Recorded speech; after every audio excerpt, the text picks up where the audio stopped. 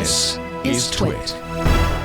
We're going to start with the stories of the week. However, right before showtime, I made the realization, thanks to Scooter X in the chat room, that Facebook's F8 developer conference is being canceled because of coronavirus concerns. Yeah.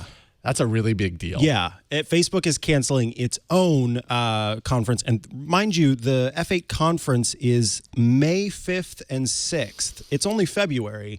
They're already canceling their May event. Microsoft also says it is not going to be attending the Game Developers Conference, commonly known as GDC. And I'm curious if that ends up being canceled in the end as well. I mean, it's kind of looking like this is the ongoing trend, right? What is it? AT&T, Verizon, and IBM all pulled out of RSA Security Conference, which is happening this week.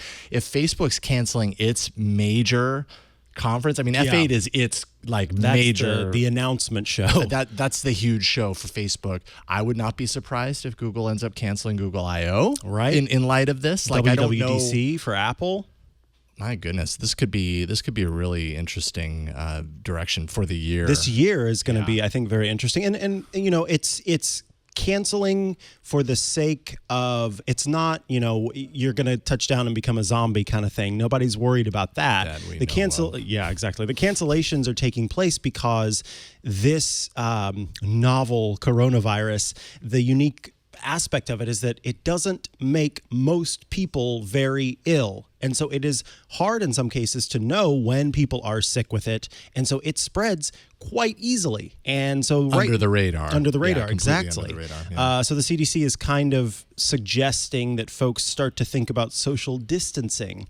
And you can't socially distance if you're at a conference with a lot of other people. With a lot of people coming in from all over the world, shaking hands. These are very social events. Yeah, this is. I mean, not that it wasn't concerning before, but when you take a look through the lens of technology, it's affecting dramatically. It's affecting the supply chain. It's now affecting kind of the conferences, which is where a lot of these relationships are made.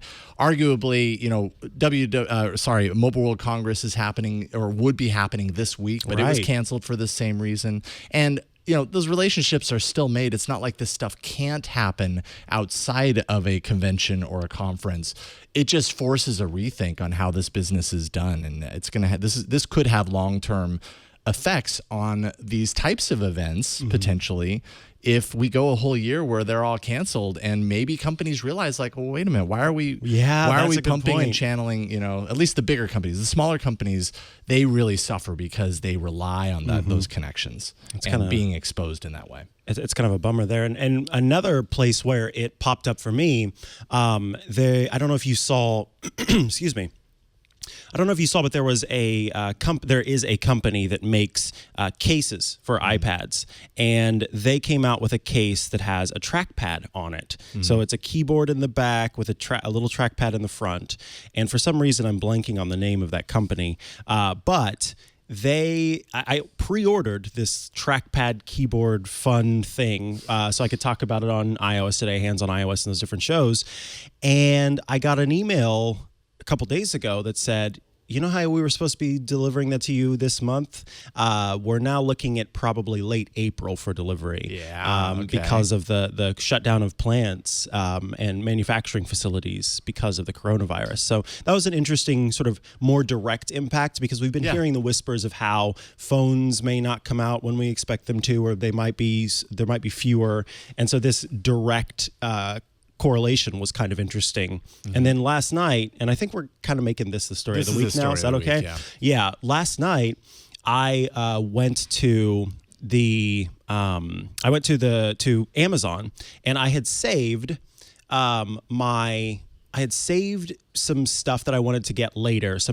I always have hand sanitizer. I always have those things in my home regardless. And this was before that. I sort of have a subscription, but I went online and it's all sold out online.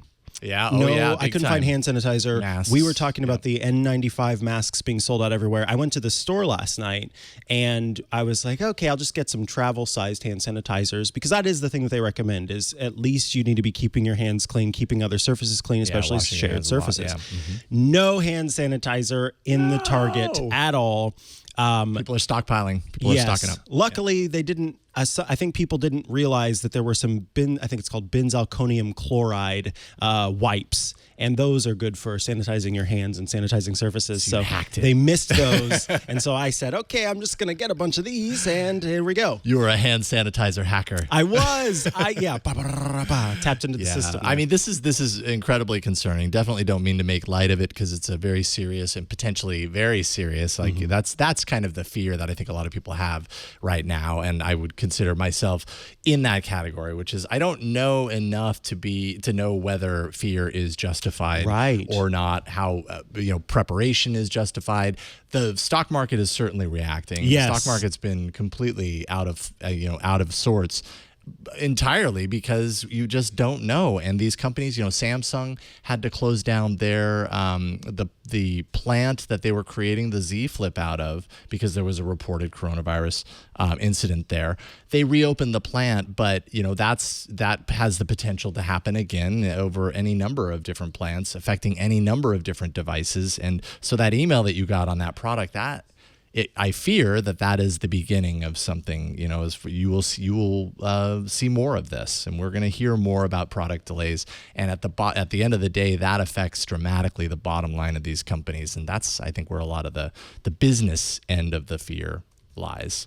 Yeah, absolutely. Yeah, and two, I mean, really quickly, there's a lot of information out there.